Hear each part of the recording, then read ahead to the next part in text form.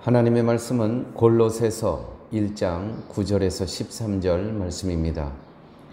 이로써 우리도 듣던 날부터 너희를 위하여 기도하기를 그치지 아니하고 구하노니 너희로 하여금 모든 신령한 지혜와 총명에 하나님의 뜻을 아는 것으로 채우게 하시고 주께 합당하게 행하여 범사에 기쁘시게 하고 모든 선한 일에 열매를 맺게 하시며 하나님을 아는 것에 자라게 하시고 그의 영광의 힘을 따라 모든 능력으로 능하게 하시며 기쁨으로 모든 견딤과 오래 참음에 이르게 하시고 우리로 하여금 빛 가운데서 성도의 기업의 부분을 얻기에 합당하게 하신 하나님께 감사하게 하시기를 원하노라.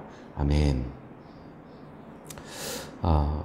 성도가 십자가의 은혜를 믿는다는 것은 어떤 의미입니까? 십자가의 은혜를 믿는다. 이것은 나의 의가 십자가 앞에서 무너짐을 뜻하는 것입니다. 이것을 이해하지 못하면 믿음에 혼란이 생깁니다. 내 의는 무너지고 오직 십자가 은혜를 기뻐하고 감사하는 것, 이것이 믿음의 본질입니다. 골로새 교인들의 믿음은 매우 현실적이고 실용적이었습니다. 그들은 유대교로 다시 돌아가자는 그러한 주장을 하고 있었습니다. 왜요? 자기네들이 익숙했던 것으로 돌아가니까 편할 것 아니겠습니까?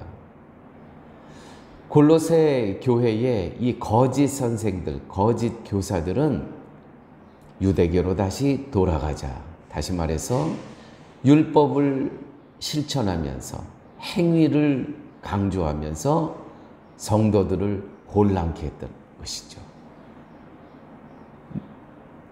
그러니까 복음과 부닥칠 수밖에 없었습니다. 복음이라는 것은 십자가 앞에서 내 의가 무너져야 되는 거 아닙니까? 그런데 자꾸 나의 의를 세우는 것입니다. 율법을 실천함으로. 그러니까 성도들이 매우 곤란하게 되었다는 것이죠. 또한 거짓 교사들 중엔 영지주의, 무엇입니까? 그리스도의 육신의 몸은 부정하고 오직 영적인 부분만 인정했다는 것입니다.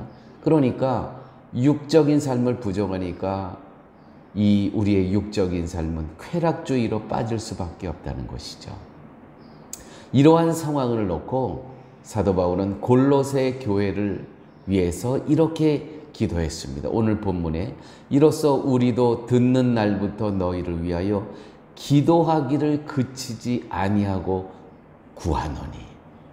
그 내용은 이렇습니다. 너희로 하여금 모든 신령한 지혜와 총명에 하나님의 뜻을 아는 것으로 채우게 하시기를 원하노라. 하나님의 뜻을 아는 것으로 영적인 지혜와 총명을 갖게 되기를 원한다. 이것이 사도 바울이 골로새를 향한 기도 제목 첫 번째였습니다. 하나님의 뜻을 안다는 것은 하나님의 뜻에 의해서 자신의 뜻이 다스려짐을 의미하는 것입니다. 하나님의 뜻 안에 내 뜻이 그 안에 들어가는 것입니다. 하나님의 비전 안에 나의 비전이 그 비전 안에 들어간다는 것을 의미하는 것이죠.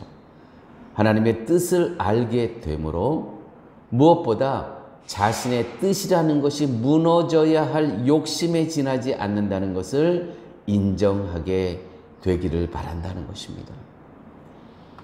따라서 지혜와 총명은 성도로 하여금 하나님이신 예수 그리스도께서 이 땅에 오신 이유를 아는 것이며 인간의 정성과 열심을 보시고 인간의 뜻을 이루어주시는 하나님은 성경과 상관없이 인간의 욕심에 의해 만들어진 우상에 지나지 않음을 알게 하신다는 것이죠. 사도 바울이 간절히 기도하고 있는 것은 이 골로새 교회를 위해서 하나님의 뜻 안에서 너희와 지혜와 총명이 있기를 원한다. 이 지혜와 총명은 바로 예수 그리스도의 십자가의 은혜, 십자가에서 우리의 모든 죄를 그분이 다 속량하시고 죄값을 치르셨다는 것이죠. 이것을 아는 것이 곧 지혜요 곧 총명이라는 것입니다. 여러분, 우리가 성도로 이 땅에 살아가면서 이 예수 그리스도의 십자가의 은혜를 깨닫는 것보다 더 큰 지혜도 없고 더 큰 총명도 없다는 것입니다. 이것을 알게 해달라는 것이죠. 자꾸 유대교로 돌아가려고 하는 이들에게, 또한 예수 그리스도의 이 성육신을 인정하지 않고 쾌락주의로 빠지는, 세상 세속주의로 빠지는 이 골로새를 위해서 이렇게 기도하고 있다는 것입니다. 또 오늘 10절의 말씀 보면 이렇게 기록되어 있습니다. 주께 합당하게 행하여 범사에 기쁘시게 하고 모든 선한 일에 열매를 맺게 하시며 하나님 아는 것에 잘하게 하시는, 이 하나님께서 이렇게 해달라는 것입니다. 골로새 교회를 주께 합당히 행함으로 주를 기쁘시게 하는 것이란 하나님의 뜻을 아는 지혜와 총명으로 인한 믿음이 주를 기쁘시게 하는 것이라는 것입니다. 하나님의 선한 일은 우리가 행하는 일이 아니라 하나님께서 계획을 세우시고 그 계획을 이루시기 위해 성도를 동참케 하십니다. 설사 우리가 그 일을 하면서 고통을 당하고 세상적으로 볼 때는 한심하고 실패한 일을 하는 것 같지만 그것이 선한 일일진데 그것에 동참하는 골로새 교회 성도들 되게 하여 주옵소서. 이 기도를 하고 있다는 것이죠. 여기서 선한 일이란 그리스도와 관계된 일을 이야기하는 것입니다. 그리스도에 관계된 일이란 특별히 성탄의 절기에 이 아기 예수가 태어난 이 성탄절은 어떤 의미가 있냐면 가장 높은 곳에서 가장 낮은 곳으로 오신 예수님, 그 예수님을 우리가 따라 살아가야 된다는 것이죠. 여러분, 예수님은요 가장 높은 곳에서 가장 천한, 비천한, 마구간, 그 말 밥통, 말 구유, 벳세브레, 여기서 태어나신 거 아닙니까? 가장 높은 곳에서.